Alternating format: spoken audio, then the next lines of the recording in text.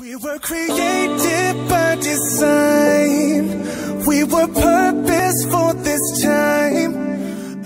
Hello and welcome to the Free Mind Podcast with Seth and Nirva Ready. I'm Stephen Robles, and we're interviewing today Neil Shenvi, and he has many accolades. I'll let him explain them, but we do have one thing in common. We're both homeschool parents, and so I'd love to hear more about that too. But Neil, can you tell us a little bit about your background and, what you're into, we'll say? Sure, my pleasure. It's great to be on this podcast. So I am a PhD theoretical chemist by training. I actually got a PhD at UC Berkeley about, 15 years ago, roughly. I don't know, something like that. And I worked, I did a postdoc at Yale with Professor John Tully. I did a postdoc at Duke after my wife and I moved down to North Carolina for her residency training. She's a doctor. And about 5 years ago, I quit my job to homeschool our 4 kids. We have kids 9, 8, 6, and 3. So the older 3 are in Daddy Academy with Dr. Daddy. That's awesome. Before we get into all the deep apologetic stuff, I just have to ask, we homeschool as well. I have a 9, 6, and 2-year-old, but we do classical conversations, the homeschool group. Do you do anything like that, the homeschool groups? Yeah, we're in the same group, actually. Yeah, we're awesome. Classical Conversations, yeah. Yeah, we love it. Yeah, we're big proponents of it. So anyway, I got my homeschool stuff out of there. Yeah. It sounds like you're pretty lightweight on your academic stuff there. We may need to just end this podcast and find somebody else. But so Neil, theoretical chemistry, critical theory. How, why, what's going on there? How did you get into this topic? And maybe you should even just tell what it is and how you got into it. Sure, yeah, they're very, very different subjects, entirely different. So I got into apologetics years ago when I was a postdoc at Yale, just how to explain and defend the Christian faith to people who aren't sure whether it's true. So that was something I was really passionate about, and I had been for years. So, learning about the historicity of the New Testament documents, how do you reconcile science and religion, all those kind of standard apologetics models and explanations. But then a few years ago, I began noticing people kind of drift, Christians drifting theologically. And I didn't think a lot about it, but I noticed that they would start often with a concern for social justice. And that's fine. We should be concerned with justice as Christians, and seeing justice instituted in our laws and systems, that is fine. But then from this initial interest in social justice, they would begin drifting, and then after a few years, their beliefs would move farther and farther away from what could be considered sort of orthodoxy, to the point where some people became atheists. And I couldn't figure it out. I was like, what's going on? How do you move from saying things like, I oppose racism? Yeah, of course, you should, as a Christian, to then saying, well, I don't think that Jesus was the Son of God. I think all religions are equally true. What's the connection? I couldn't figure it out. And so I've been seeing that a lot. I didn't think much about it, but then a year and a half ago, a friend of mine recommended this book called Race, Class, and Gender, which is a 500-page anthology of writings touching on a lot of topics, things like Marxism, gender studies, queer theory, critical race theory, different topics like that. And when I read this book, I was like, oh my goodness, I suddenly had this epiphany. People are not just adopting a few new beliefs about politics, they're adopting a new worldview. That's eroding their Christian worldview. And that's how they move from point A to point B. They're gradually absorbing these ideas. They don't even realize they are. But if you follow those ideas to their logical conclusion, you have to reject some basic Christian doctrines. And that ideology, that worldview, is called critical theory. Yeah, that's really interesting. My wife and I, we are artists, musicians, so we're kind of in that world. And, we've seen actually that similar trajectory a few times. And so that's interesting that you say that. I hadn't understood that connection either. I think it may have been just a couple months ago when I came across your article on Reasonable Faith podcast with Dr. Craig. They were referring to your article on critical theory.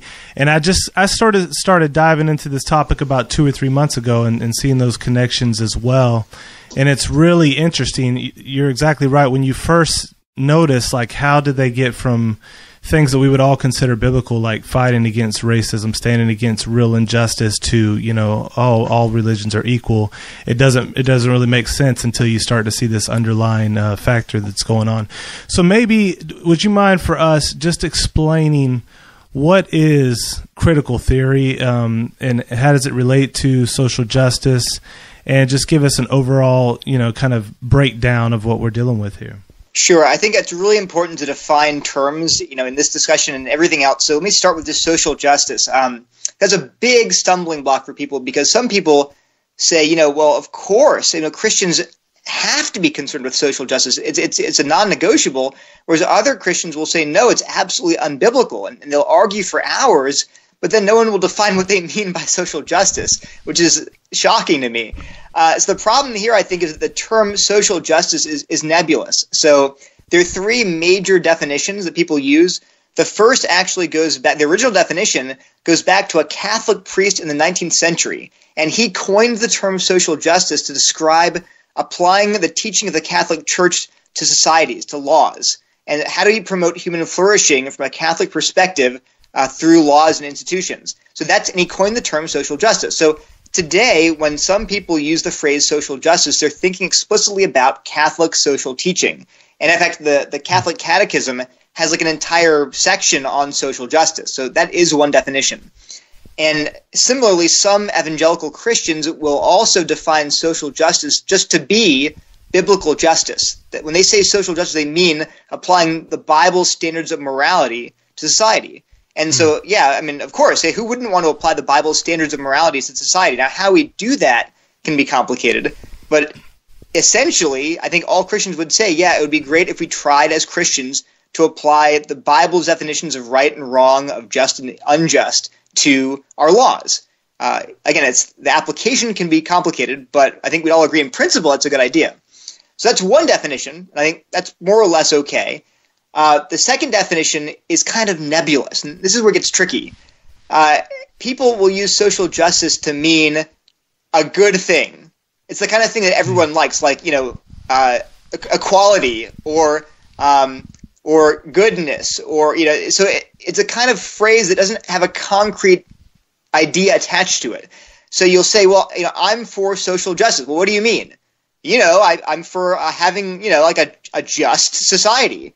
Well, what do you mean by that? I don't know. Get off my back. I just want a just society. Well, the problem is, who wants an unjust society? I mean, everybody wants a just society. And so if you use social justice in that sense, it's a positive thing, but it doesn't mean much.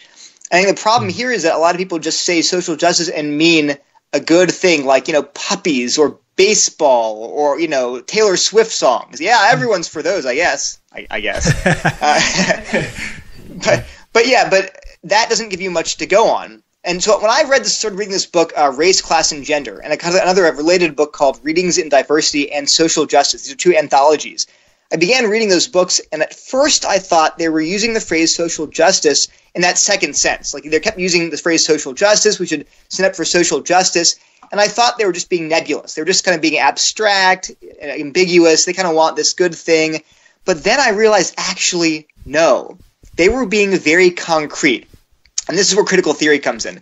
There's a third definition of social justice, and this is derived from critical theory. So according to these writers, social justice means the liberation of all people from oppression. So the destruction of all forms of social oppression. That is social justice. And they define oppression according to this ideology of critical theory. Now, here's the problem. I don't use the term social justice because it's so nebulous. When you see I'm for social justice, well, in what sense? And people will often not clarify at all. And I fear that too many Christians, especially young Christians, hear the phrase social justice. They think it's a good thing, but they're signing on to this third definition. They don't realize it. People using that phrase are really supporting critical theory. And as I'm going to try to show you, critical theory has some basic conflicts with Christianity. So does that explain how they're connected? So the social justice movement, a lot of organizations today, that espouse social justice very loudly are founded on this worldview, this ideology of critical theory, implicitly. And as I describe it to you, I think you'll immediately recognize that that's what people mean when they talk about social justice causes. So why don't I go ahead and explain what the critical theory is? Yeah, okay. So it's kind of like trying to nail down postmodernism. You ever talked about postmodernism? It's kind of a broad category, right? So I've tried to sort of generally outline the ideology, but it's kind of fuzzy at its borders. But I've boiled it down to sort of 6 basic premises, basic tenets or beliefs. I'll just list them really quickly, and then I'll kind of maybe if you ask questions about them, I can go into more detail. Yeah. But here are the 6 basic tenets of critical theory. So number 1, individual identity, who you are as an individual, is inseparable from your group identity, and especially whether you're part of an oppressed group or an oppressor group with respect to some category like race, class, gender, gender identity, sexual orientation, or some other category. So that's number 1. Who you are as an individual is inextricably linked to your group identity. That's number 1. Number 2, oppressor groups. So these would be things like men, whites, heterosexuals, the rich, the educated. So these are all oppressor groups, according to this definition. Oppressor groups subjugate oppressed groups through the exercise of hegemonic power. What's hegemonic power? Hegemonic power means the ability to impose your values, your norms, and expectations on society. So it's not about just having money. So a person can have money or have power or have education and not be part of an oppressor group because that group as a group is not imposing their values on society. That's what makes you an oppressor. That's number 2. Number 3, our fundamental moral duty is to free groups from oppression. That's our number 1 to-do list on our list of things to do. Critical theorists will not generally talk explicitly about virtues like compassion, tolerance, patience, generosity, fidelity, honesty. They might believe those things are good, but their main discourse is about freeing groups from oppression. That is the reason d'etre for critical theory to exist. And then what are some other sort of minor ones? Number 4, lived experience is more important than objective evidence in understanding oppression. So if you really want to understand oppression, you have to go to oppressed people and ask them not about data and statistics and objective evidence, but ask them about their lived experience. They can tell you about oppression firsthand. Number 5, this is a big one actually. Oppressor groups hide their oppression under the guise of objectivity. They'll pretend to be objective. Oppressor groups will say, there are reasons that we do these things. There's an argument to support our ideologies and our laws and our policies, but that's all a pretense. It's a disguise. It's a way to conceal their will to dominate and impose their values on the rest of us. And then lastly, groups at the intersections of multiple oppressed groups experience oppression in a unique way. This is the idea of intersectionality. So, for example, a poor Native American woman would experience oppression in a unique way that, say, just a poor person or just a Native American or just a woman would not necessarily experience all 3 of those oppressed groups coming together. So to really know her oppression, you have to ask her about it. You can't just ask women in general about how does she experience oppression. So those briefly, and I can go, there's a lot to unpack there, obviously. For sure. What struck your fancy? What was sort of most interesting to you about those 6? For sure. And before we even jump into those 6, I just want to highlight the importance to our listeners of what you said just a minute ago about the importance of definitions. And I think that's something, when you're starting to think critically and worldviewishly, that's one of the main important things that we all can do is understand exactly what we mean by the terms we're using. And, there's so many times when that's relevant. You think about evolution, for instance, and how that's an accordion word, and it could mean just change over time, or it can mean microevolution, or the whole neo-Darwinian synthesis of, single-celled molecule into everything we see. And people will often use that word and not ever define it, and so debate, like you said, endlessly, not really talking to each other about what each other means. Right. Think of the word freedom. Often that happens with freedom, faith, knowledge, kind of these big encapsulating terms, and so I think that's so important what you said about the importance whenever you're engaging someone in dialogue to ask them, what exactly do you mean by that? And that's one of the Greg Koukl Columbo questions he talks about is, what do you mean by that, and how did you come to that conclusion? And so I think those clarifying questions are so important. And so I also like how you said, it's difficult at times to get your head around a broad movement like postmodernism. And whenever you try to define, automatically somebody's going to say, well, that doesn't characterize my version of it. But what you said is so good that these are some of the, I think you said 3 of the things that are in almost all the versions of critical theory that you've come across, and then 3 of the minor points that are in most of them. And that seem to be sub-points of them. So I think, that's just really important for our listeners to be reminded of, and how you analyze a given topic. Did anything stick out to either one of you guys, because I don't want to dominate these questions here, about those 6 points that you would want to ask Neil about? Yeah, I mean, I'm looking at 2 of them specifically, and I feel like they could relate to Christianity directly, or how a society could view Christians. One being oppressor groups hiding their oppression under the guise of objectivity, whereas we as Christians try to stand on the idea that there's an objective moral duty and values, and there's an objective moral lawgiver. And if you push, I think, anyone hard enough, they would admit to that. They would say either child abuse or rape or whatever is objectively wrong for everyone at all times. But it's seen as an oppression because we're trying to push our values onto other people. Is that kind of what that point is getting to? Well, this is the really tricky bit here, because so some people will call critical theory, though there are lots of terms that are used. I don't like all of them. People refer to it as cultural Marxism sometimes, neo-Marxism, postmodern neo-Marxism, things like that. I don't use the term Marxism because it's kind of a trigger word. People will assume you're kind of disparaging them in some way. And so I stick with critical theory. It's a more neutral term. But this postmodernism, it's interesting because the postmodernists like Foucault was really big on this idea that truth claims are ultimately bids for power. That was a big thing in Foucault's philosophy. And so critical theory has picked up on that strongly. So critical theory, now, this premise 5 says, people make these claims about moral facts, but really they're just trying to impose their values on you and dominate you. And you're absolutely right. The tricky bit, so that's a very postmodern concept, but critical theory is not a thoroughgoing postmodern philosophy because it is very much a moral realist philosophy. You ask a critical theorist, should we destroy oppression? Should we liberate the oppressed? They'll say, absolutely. It's our moral duty. So they're not relativists. They're absolutely saying, they're objective moral duties, and the number one duty we have is to free groups from oppression. But here's the tricky bit. You said Christians say, well, there are moral facts, and in some ways, critical theorists would say, amen. But here's the problem.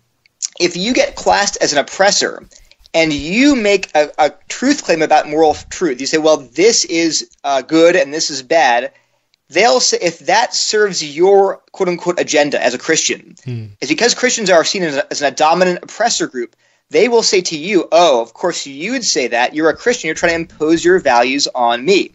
However, let's say that you're not a Christian. Let's say you're part of a subordinate group. So let's say that you're in our society, for example, and this gets tricky, but let's say that you're a Hindu or a Buddhist, who are certainly not the dominant group in the U.S. today in the 21st century. If a Buddhist makes an objective claim about moral truth and says, well, I think that this is how we ought to live as a Buddhist, they will not push back and say, oh, you're trying to impose your values on us because they're an oppressed group.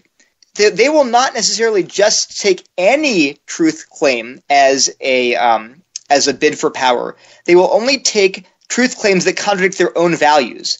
So critical theorists, as long as you agree with them, they will not say, oh, it's a bid for power. But if you disagree with the critical theorist, then they will say, oh, now you're making a bid for power.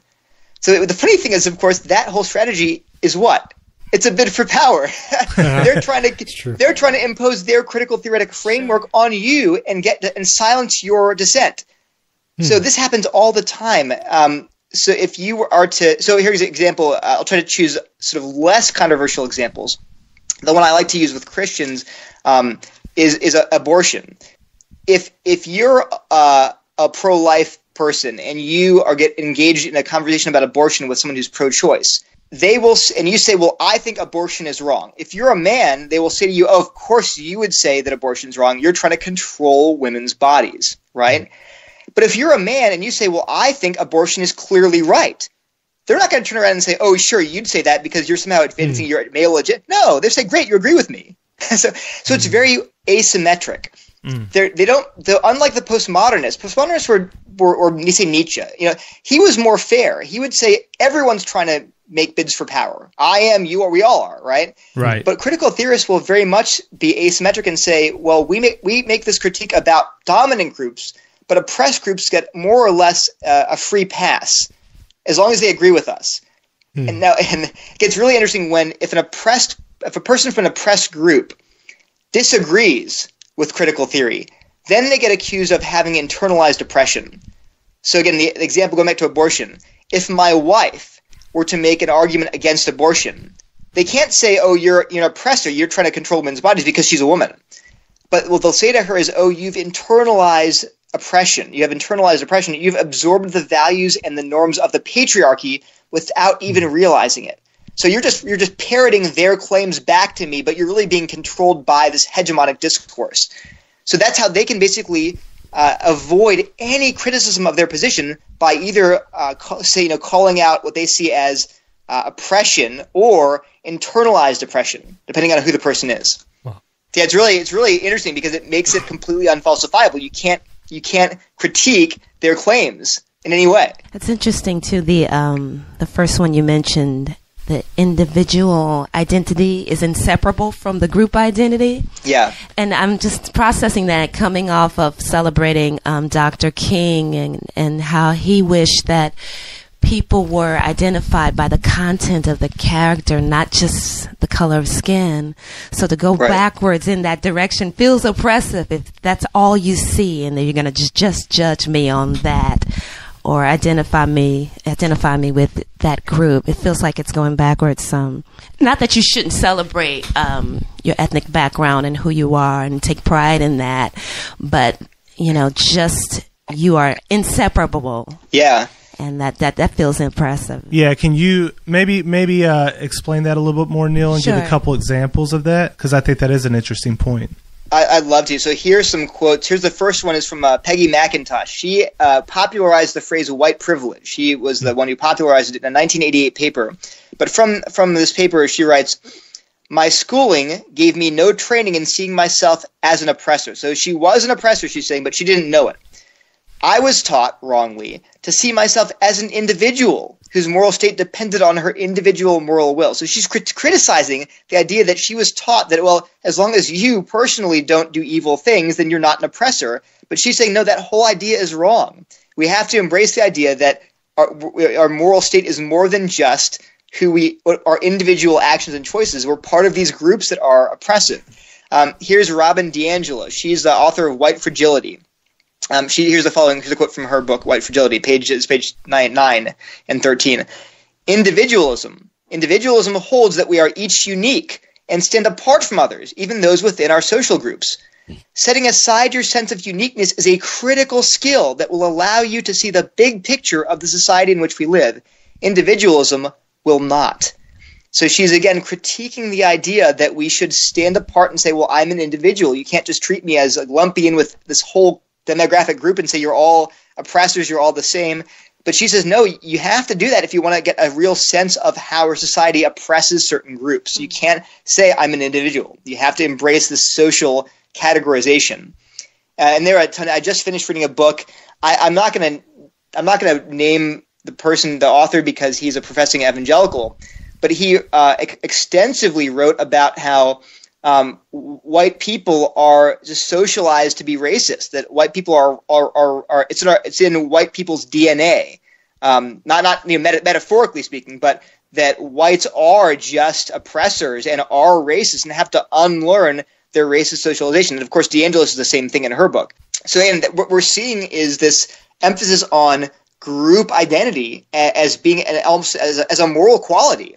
That if you're part of these oppressor groups, then you have a sort of stain on you that you have to work really hard to atone for. That's just. But if you go, I have a document where I just list 10, 15 of these quotes for each of these topics, but it goes on and on. No, that's great, and I look forward to in our next discussion getting it because there's something that seems right about that, but then the way they cash it out seems wrong. And I know you also talk about I've heard you mention just kind of getting on Twitter and doing a search on old white men. Oh, yeah. And coming across some interesting things and how it connects with this idea as well. Can you maybe just touch on that? Yeah, and that actually highlights an important point. So I mentioned that according to critical theory, oppressor groups subjugate oppressed groups through hegemonic power. That's the ability to impose your values on others. And that's why, so when critical theorists think about subordinate or minoritized groups, they're not thinking about numbers. So if you think about old white men, that's like the canonical oppressor group in our society today. Critical theorists are like old white men. You hear that all the time. Oh, you're an old cis-het old white man, right? But if you look at the census, only about 15% of the U.S. population are old white men. So they're a minority, right? They're less than 1/6 of the population, and yet they are the almost definitional oppressor group, because it's not about how big your group is. It's about who has the control over the ideologies that are functioning in society. Mm-hmm. And so, here, let me find these quotes here. They're really fascinating. Just real quick, I want to ask, because with that 15% of the white dudes being the demographic, could someone argue that the percentage of income level above a certain point is 80% old white dudes? If you look at the tech industry, Mark Zuckerberg, Jeff Bezos. So could someone make the argument that the people in the most influential positions or with the most money that are actually doing the oppressing, that's where that demographic matters? Or is that not part of the conversation? So it is. And it's mainly about this idea of controlling the discourse and the ideology and setting norms. So, generally it's linked to wealth in some way, but you can imagine situations in which, and here's a good example. There are cases where wealth and being part of a oppressor group are completely disconnected. So this is why, for example, an extremely wealthy woman, right, would still be seen as part of an oppressed group because she's a woman. And because, but she's super, super duper a billionaire. Doesn't matter, because as a woman, her group does not control the norms of society. So she's still part of a patriarchal society, again, according to the critical theorist. So because of that, she can still claim this status as an oppressed person. There's a case recently where a professor, actually a couple of cases of this, where professors, there's one case I'm thinking of where a female professor was accused of sexual harassment of her student. And you think, well, gosh, clearly the professor has a lot of power over the grad student. So clearly she's in an oppressor role, but she's a woman. And so there's actually a lot of debate on whether she should really be viewed as an oppressor, even though she sexually harassed a student under her authority. But it's, again, that's because there's a case, there's another case, what's that? It's, it's a Wilfrid Laurier, it's a school in Canada, where there's a big, it's a blow up that involved Jordan Peterson, actually. It's a long story, but basically, there's a grad student again who was called into the administrator's office and kind of chewed out for not being more or less inclusive. And the way that the narrative was, they tried to spin it, was that she was actually trying to use her white tears to control her professor. Like she was portrayed as the bad guy because the professor was a person of color. I think he was South Asian, and that was the narrative that came out. Because again, they want to see things in terms of groups, not individuals. And so even if you are, as an individual, totally powerless, as a group, you can be still indicted for being an oppressor and exercising your hegemonic power because you're part of this dominant group. So it's so important to see this. It's the focus on groups, not individuals, which is why when it comes to individuals interacting, it's so you can't separate that from the larger group dynamic. Let me read you some of these quotes from Twitter. This is great. So if you're curious, go ahead and go to the Twitter and type in "old white male" to the search box, and you'll find some of these gems. So here's one. This is my favorite one. So I found a dialogue between Cher, the Cher like the entertainer, Cher and Rosie O'Donnell, the host of The View. So there's a dialogue on Twitter between Cher and Rosie O'Donnell, and it began with Cher saying, Biden Beto 2020, like heart emoji. So she is saying, I would love for Joe Biden and Beto O'Rourke to run for president in 2020. And Rosie O'Donnell tweets back and says, no way. So Cher says, what's wrong with Joe Biden? And so O'Donnell tweets just this: no more old white men. That was why she rejects Biden as a candidate. It's not who he is as an individual that matters at all. He's an old white man. So he can't be president anymore. They're done. We're done with old white men for the time being. There's another tweet. This happened a little while ago, but a professor at Georgetown had this tweet fantasizing about the miserable deaths of old white men. She was talking about how they deserve miserable deaths. And you think about that and you say, could you imagine if a college professor tweeted out about the miserable deaths of old Asian women, right? Or poor Hispanics, or I pick any other group. Well, why does there'd be a lot more outrage? But why? Well, it's because old white men are an oppressor group. And so it's seen as more acceptable to mock or deride an oppressor group than it would be to mock or deride an oppressed group. And again, you should look at some of these tweets. They're all over the place. Another example would Sarah Jiang is a columnist for the New York Times, and she had a whole series of tweets, different times, just tweeting about how much she hated old white men, how she loved to mock them, and how they're like goblins. They like the pale skinned goblins, all these crazy things that came out after she was out. Yeah, but again, I'm not saying that people don't say those things about blacks or Hispanics or women. Sure, they say terrible things. But people defended her on the grounds that, well, it's okay because she's mocking an oppressor group. That's acceptable. Again, that's fully consistent with this view that you can't judge people based on their individual characters or individual power. It's all about their group identity. Wow. So, Neil, I really set this whole thing up selfishly because my wife is a black Haitian American and I'm a white man, and I'm getting up there in age. So I just didn't really want her to adopt critical theory because I'd be in trouble on that basis. Well, my personal experience matters more than data here. I'm just kidding. Yeah. So thank you for that. But no, before we end this first episode, wow, can you give us what you think might be actually some positive contributions from critical theory, and how there are some parts of it that actually seem to be right and have kernels of truth? Yeah, absolutely. And I think this is so important, especially as Christians, because we want to be as fair as we can be. And none of us are totally objective. We all have our biases. And so we want to really try to see things from the other person's perspective. And when ideologies or systems of thought coincide with Christianity, we should actually point that out, and we should say, "Hey, this is right. This is a good part of your worldview that we can affirm as Christians." We have to critique the parts that are not biblical, but we should really be careful not to just have these blanket statements like critical theory is just totally wrong about everything, and how could you be so foolish? We should really try to find things, points of common ground. So I think there's several. I mean, and one big one, this is why I think it's so attractive, both to people in general and even to Christians, is that critical theory is right, that oppression is evil, and that injustice is wrong, and that we should care about justice. That's huge.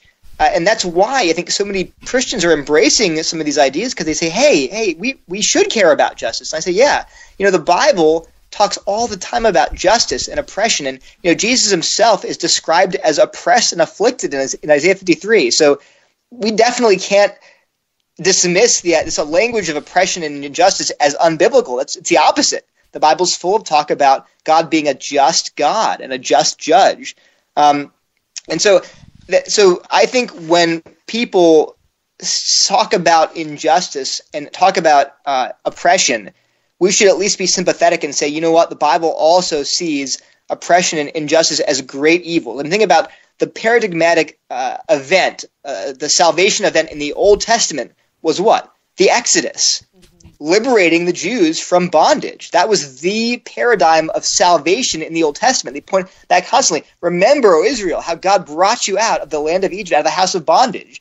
So that's fundamental to a Christian worldview, is seeing oppression and injustice as wrong. Now, but here's the big, crucial problem, and the point you made before. You have to define your terms. The way that critical theory defines oppression is completely different than the way that the dictionary or the Bible defines oppression. The dictionary defines oppression as prolonged or cruel, unjust treatment or control. That is not what critical theorists mean when they talk about oppression. And so here's a really amazing example.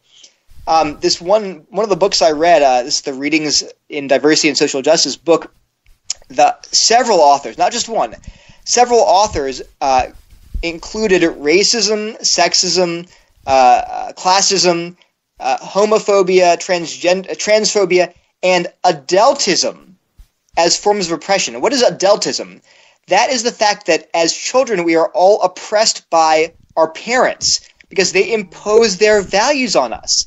That was not just one author. Several authors listed adultism as a way in which, because why? Because adults have hegemonic power. They impose their values on children. They treat them. One person said children experience 18 years of exploited labor at the hands of their parents. Right? They're doing chores for free. They're not being paid.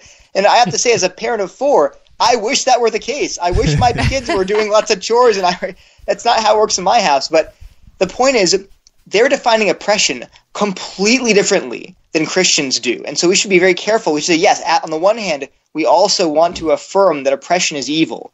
And yet we have to step back and say, well, what do you mean by oppression? We don't really think that good relationship between parents and children, or between husbands and wives, or between the clergy, pastors and their congregation, they're not oppressive. They're based on love. A husband and wife love each other. It's not oppressive for one of them to serve the other one. It's not oppressive for parents to serve their children or children to serve their parents. It's not all about power. It's about giving up your own quote-unquote rights out of love to serve and bless people that you care about. So Christians have a fundamentally different understanding of power. We don't see it as inherently bad. It can be corrupted, but it's not inherently evil. Whereas I think critical theorists tend more to see power as inherently a bad thing. Yeah. Is it sort of like a radical egalitarianism in that sense, where they want it complete, nobody above, nobody below across the board? Or maybe they would want the oppressor group to be below, but everybody else. Well, yeah. That's a very interesting question.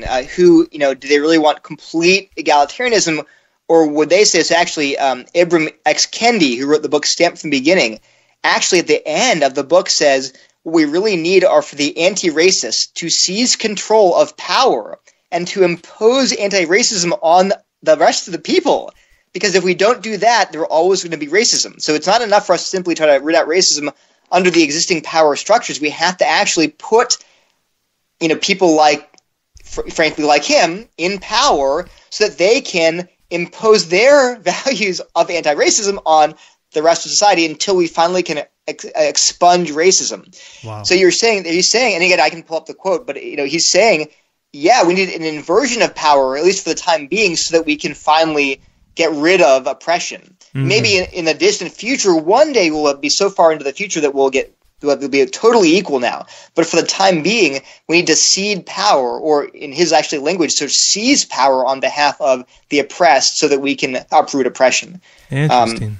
Yeah, seems a bit utopian in there. Oh yeah. It is, and it's utopian in some ways and dystopian in other ways. Because again, they're aiming for utopia. They're aiming for the kingdom in a sense. There are a lot of people who have compared critical theory to a religion. In fact, a lot of atheists are comparing it to a religion. People like James Lindsay, for example. But in other ways, it's dystopian because they see everything is corrupted. Everywhere you turn, you're being oppressed. So you always have to watch your back and constantly be aware of people trying to have power over you, whether it's your parents or the government, or not the government, but groups in the culture. Whether it's white people or men or heterosexuals or rich people or people with education, they're always trying to control you. And so you have to. In that way, it's very depressing because everyone's out to control you, and you have to watch your back. So it's like I said, that's why I tend to put it in its own category. It's not postmodernism. It's not Marxism per se. It's critical theory. And so you have to really analyze it carefully. Let me say a few more things about the good parts of it before we close. The idea that we should give a voice to groups that are voiceless, I think is a very Christian idea. So the idea that because human beings are sinful, because we're fallen, We're not just individually fallen; we're fallen as a society and as cultures, and that leads us to several things. Number one, it leads us to devalue the other. We do marginalize groups, and so we should, as Christians, say, yes, how is my worldview, how's my thinking being corrupted by our common sinfulness and leading me to devalue groups of people? And this will tie into number two, it's on the same heading here, is that I think that the idea of group oppression and systemic oppression is a very real thing. And I think here's an easy example to see it. The Holocaust. When you think about the Holocaust, or chattel slavery in the U.S., or the apartheid in South Africa, these should not be understood as individual actions of millions of individual people. I mean, you can do that. I mean, we're all individually and morally responsible before God. Yes, we are. But if you want to understand why would people murder 6 million Jews and 5 million non-Jews? Why would they do that? You don't say, well, there just happen to be all these really evil people just happen to exist at the same time in Germany. Well, no. The reason they all committed these atrocities is because they enshrined wickedness into the laws of the land. And then people just absorbed, the laws shape our moral intuition, inevitably. I can't tell you how many times people have said to me, well, if it were immoral, it would be illegal. And I say, no.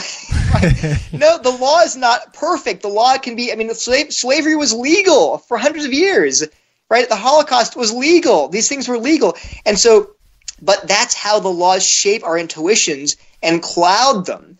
And so I think we have to be aware of that. It's very naive to say we're going to get rid of, we should absolutely work to change people's hearts and minds. Yes, absolutely. But we should also work to change laws. So Martin Luther King once said, he said, the law can't keep you from hating me, but it can keep you from lynching me. Right. Right. So yeah, absolutely. To God, a heart full of hatred is evil, even if you don't lynch someone. But the law can at least restrain your evil. It can prevent you from living out your wickedness in your heart and keep it from spilling out into society. So I think that critical theorists are right to focus on how society can promulgate unjust systems that affect how we demonize other people and how we do wicked acts without even thinking about it. We take it for granted. Oh, of course I treat them this way because the law says it's okay. My parents taught me this. It's part of society. And then the last thing I would add too is that, related to that last point, is that hegemonic power is real. It's a real thing. And again, I pick examples that will resonate with conservatives because I think they're the most skeptical that we can find anything useful in critical theory. Well, think about how Hollywood and Madison Avenue, the advertising industries, shape our standards of beauty and sexuality. Right? Think about how as parents we have to work so hard to teach our kids that women are not sex objects. Right? It's hard. We're awash in pornography. We're awash in bad messages about marriage and sex and gender. So we have to work very hard to teach our kids, no, God has a better way. That is hegemonic power. And so we shouldn't write it off as some crazy conspiracy theory. We're swimming upstream because our culture and our society has adopted these norms that we don't agree with as Christians. And so I think there are a lot of those three issues of systemic oppression, of finding equality in our value between all groups of people, and the idea that hegemonic power is a real thing that can shape our norms, our expectations. Those are all very good aspects of critical theory. Yeah, man, that's really helpful. And I think, we've all experienced that even in church. Even with me and Nirva, we do music that's a little more on the urban gospel side. And, I know that Nirva's even felt in certain churches like almost uncomfortable in her skin, not because they were intentionally doing anything, but it's kind of this unintentional hegemony, like you said, that's just there. And it's like the beautiful thing or the good sounding thing is like this, and it just happens to be the dominant culture element, whether it's white Euro music style or white Euro dress and hair and the way that all looks. Right, yeah. And we don't walk around talking about holding up signs of oppression, but I think that insight, that, like you said, sometimes as conservatives, it's hard to acknowledge that reality and how that can play a part in someone's psychology and make them not feel welcome, and even in extreme versions make them feel inferior. Is something we could probably at least have a discussion about in the church and figure out steps forward. So I think that's a really helpful thing. So yeah, we might wrap up this episode here, and then next episode we will jump into kind of maybe the downsides of critical theory. Even though we already started talking about those, I think we can go in more depth and then talk about where it conflicts with the Christian worldview, and then maybe what we can do in moving forward to pick up some of the positive aspects and leave behind the negatives as we work toward a more just society. Great, sounds good.